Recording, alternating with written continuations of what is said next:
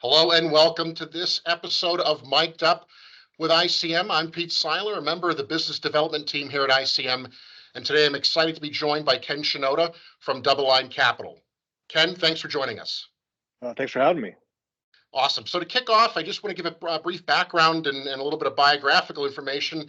You joined Doubleline at its inception in 2009. You're the chairman of the Structured Products Committee and oversee the non-agency residential mortgage-backed securities team. You also are co-portfolio manager on the total return, opportunistic income, opportunistic mortgage-backed securities, and strategic mortgage-backed securities strategies. You also serve as a lead portfolio manager overseeing mortgage opportunity private funds. And you're a permanent member of the Fixed Income Asset Allocation Committee and participate with Doubleline's Global Asset Allocation Committee as well. Ken, impressive. So excited to have you with me today. Great. Excited to be here.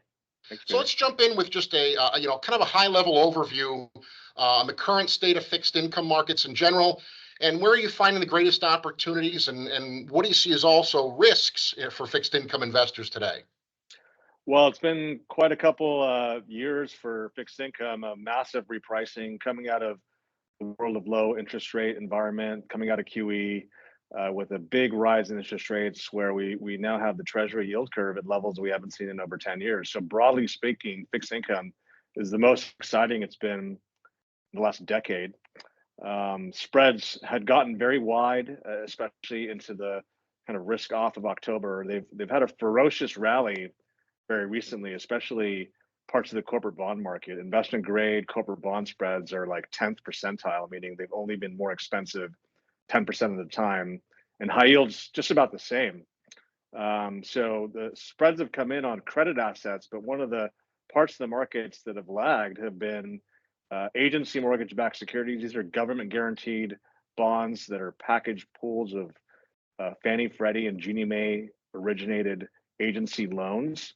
And also the non-agency CMBS market, which is commercial mortgage-backed securities, because of all the headlines around office space and stress in the commercial real estate market and regional banks. So the two places that we think have a lot of opportunity are those government guaranteed agencies and those commercial mortgage-backed securities. Great. So let's dive a little bit deeper into the mortgage-backed security side. Can you give us a little insight into what's driving that market dynamic today? Well, we went from a market of manipulation for many, many years during quantitative easing, where we created this unnatural buyer. The Fed came into the marketplace and they were gobbling up all these government guaranteed agency mortgage bonds, which drove the spread very tight, drove the volatility very low, and they were a very dominant player. The other buyer during peak QE were the banks. We sent out stimulus checks during the pandemic. The banks got money at the worst possible time when rates were basically zero, and they had to do something with it, and they piled in and bought treasuries and agency mortgages. So now that we come out of that market manipulation with quantitative tightening, we've seen a mass repricing of both rates going higher and spreads widening on these assets, but also the two biggest buyers, the Fed and the banks, taking a step back. And so that's helped to push spreads to levels that we haven't seen in over a decade. Agency mortgages on that same ranking that I gave you for corporate bonds, which were kind of like 10th percentile, agency mortgages got to 99th percentile last year. They've had a decent rally. Maybe they're about 85th percentile to 88th percentile today, meaning it's only been cheaper about 15% of the trading days over the last 10 years. But on a relative basis to corporates, it just hasn't been this cheap relative to corporates in also 10 years. So it's not only cheap to its own trade history, it's cheap on a relative basis to corporates. And CMBS is kind of in the same boat. They've kind of been trading neck and neck from that cheapest standpoint, relative to their own trade history and relative to corporates as well. Awesome. And as a relative value manager, we love to hear that. So, if we think about the characteristics of the MBS sector, historically, you'd expect them to underperform in periods of declining interest rates because of the negative convexity associated with them. Given your current market expectations, lower rates are probably likely in our future. Can you talk about convexity a little bit and why the environment that we see today might be a little different. Sure. Well, there's two risks when you own a mortgage bond. It's basically uncertainty of what my duration or what my average life is. Corporates and treasuries, they have a stated maturity date. You get your semi-annual coupons and you get all your money back on the maturity date. Mortgages, you basically don't know when you're going to get your money back. Prepayments could come in fast, they could come in slow. There's this variability of prepayments because borrowers at all points in time have the ability to prepay or not prepay. And so we have a metric we call weighted average life, which is it's our kind of way of thinking about when you get your cash flows back. And when you own a mortgage bond, you have two risks. One is that rates go higher and less people prepay, so your bond extends, and you will go from being a duration, let's say 5 years to 7 years, and you roll up the curve in a normal steep yield curve. That risk is almost non-existent because rates are so high that most of the universe is already massively out of the money. And so the market is already expecting very slow prepayments. So that's one risk that's very, very low, is that extension risk. The other risk, which is the one you mentioned, which is maybe a little bit more easier for people to understand, is that rates fall and everyone prepays. And so you thought you had a 5-year, you end up with a 1 year, and you don't go up in price that much. You have callability, right? And that's that negative convexity that people think about in the fixed income space. That risk is also really low because everybody's mortgage rate is so low today. Most of the mortgage universe didn't buy a house yesterday. They bought a house 2-3 years ago when rates were really low. So the predominance of the mortgage market is in a mortgage that has a coupon of around 3.5, 4%. That's the lion's share of the agency mortgage market.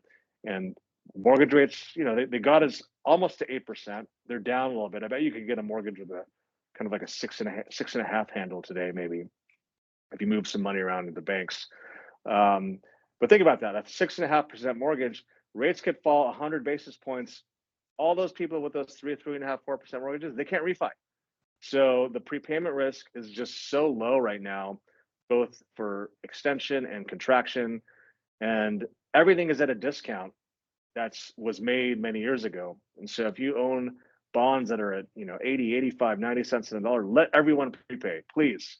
Everyone prepay. I own these bonds at a discount, and it's just a very unique setup. The dollar price of the MBS index for many decades kind of sat between 95 and 105 because interest rates would move up and down, but not by that much. Call it 100 basis points trading range. And so mortgages would get made and traded premiums and discounts. We were in such a unique environment where so many loans were made at such a low coupon, and then rates rose hundreds and hundreds of basis points. So the dollar price of the MBS index got all the way down to 80, which is the lowest it's been in a very, very, very long time. And so Absolutely.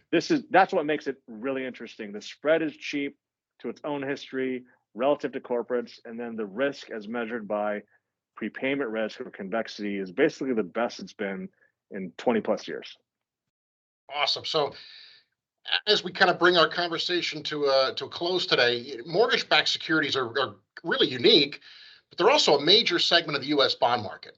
A lot of investors, though, will tend to access the asset through either diversified core bond fund, a simple passive ETF.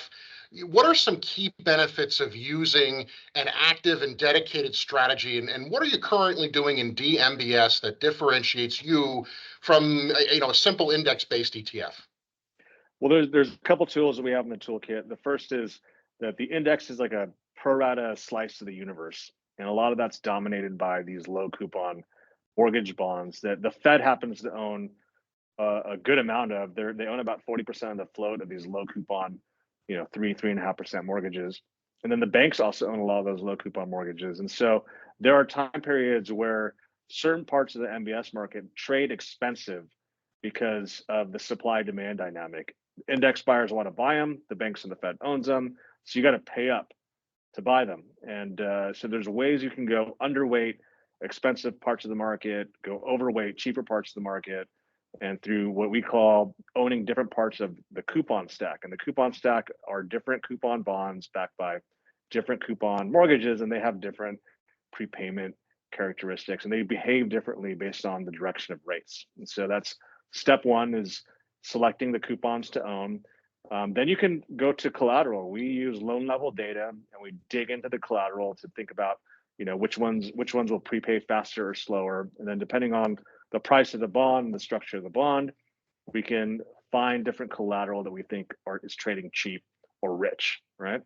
And so that's coupon selection, collateral selection. And then there's two parts of the market that do not exist in the index. One of them is what are called CMOs, collateralized mortgage obligations. And this is when Wall Street buys pass-throughs and they slice them up into different pieces, typically slicing them up for the priority of payment. So a simplistic way you could tranche these securities is that the principal goes to a front sequential bond first, and the prepayments go to that front sequential bond first, making it a shorter duration. Then you create an intermediate sequential, which receives the cash flows next once that front bond is totally paid off.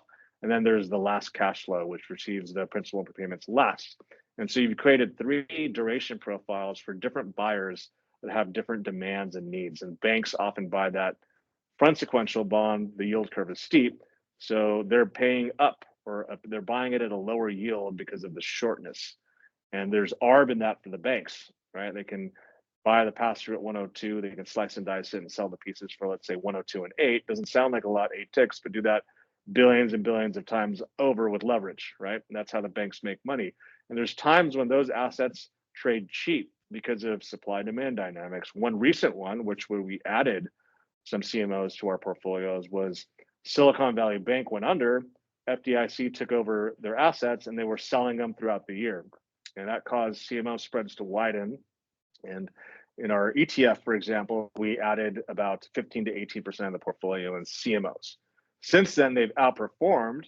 And so we've been lightening up on those positions. But there are no CMOs in the index. That's another way to make some alpha, is to play opportunities in that CMO market. And then lastly, there are non-agency mortgages, which is what me and my team specialize in. I've been doing this since pre-GFC, maybe too long. But these are credit bonds. You don't get the government guarantee of Fannie, Freddie, and Ginnie Mae. So you need to analyze the underlying credits. And in our ETF, we focus just on investment grade parts of the market and non-agencies, where you get to pick up some yield to agencies. And that yield pickup, depending on where you're playing, can be anywhere from 100 basis points for, let's say, AAAs. And you can go down the capital structure, and in some of our opportunistic funds, we can buy, more below investment grade profiles that have done really well recently. They've generated like 15, 20% type returns because spreads have tightened and the carry is so high. So that's how we create excess return managing mortgages. We can go up and down that coupon stack. We can play in the CMO market. We can play different collateral stories, and then we can add credit risk to our portfolios depending upon our views. Ken, truly great information. I want to thank you for joining me today and sharing this with our viewers. Thank you for joining me. Peter, thanks for having me. Good luck out there, everyone. Absolutely. Thank you for watching this episode of Mic'd Up with ICM. If you have questions, comments, or want to suggest a topic for a future episode, please do reach out to us at 888-426-4689 or via email at info@icminvest.com. Thank you.